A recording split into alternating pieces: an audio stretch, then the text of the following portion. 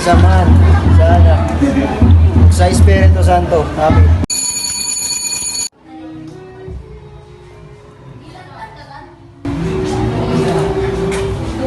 Tahimik niya kapag naririnig niya ang boses mo. Sana lumaki siyang mapagmahal at mabait na bata. Alam ko, mahal ko, kailangan natin matatag para sa kanya.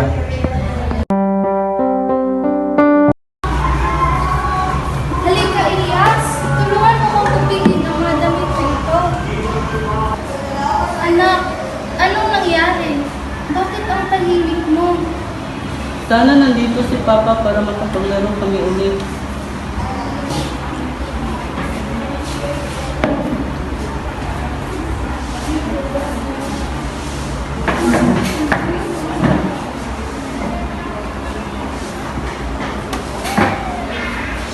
Anak, nandito lang ako palagi sa tabi mo.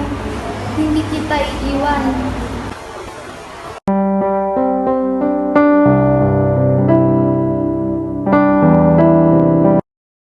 Elias, anak, halika dito.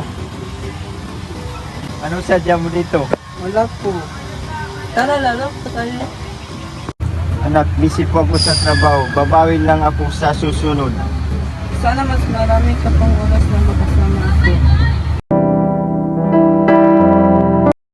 Marami na akong bata dyan para makipaglaro.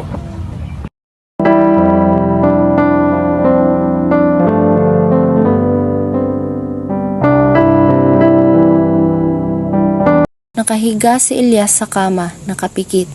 Nananaginip siya sa kanyang mga magulang at ito ay masaya.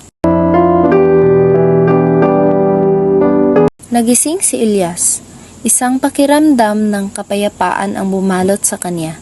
Alam niya na ang pagmamahal ng kanyang mga magulang ay nasa kanya, kahit na abala sila. Uy, Elias, kamusta? Okay lang naman. Dito ko lang na mas maraming oras dito. Gusto mo yun, nakatulong to sa iyong problema.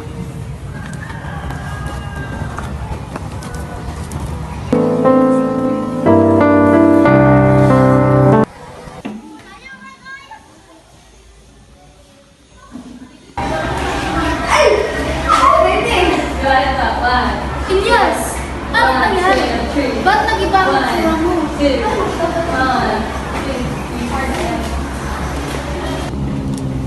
Elias, isang itit lang, makalimutan mo ng problema mo.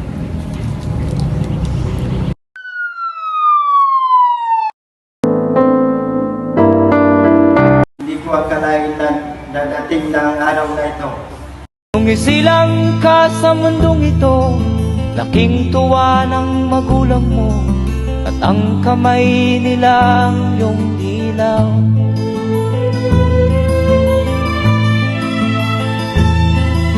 At ang nanay at tatay mo'y di malaman ang gagawin, pinamasdan pati pagtulong mo.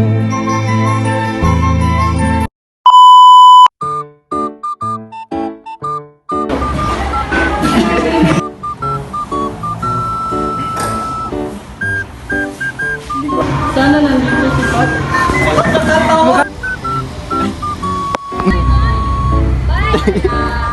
Ay, katulay, oh. Okay lang naman. Eh, okay lang to. Sa... Go! Abas, ay! Ay, gulakan man eh! Ah, tuloy dumos! Sige, wala.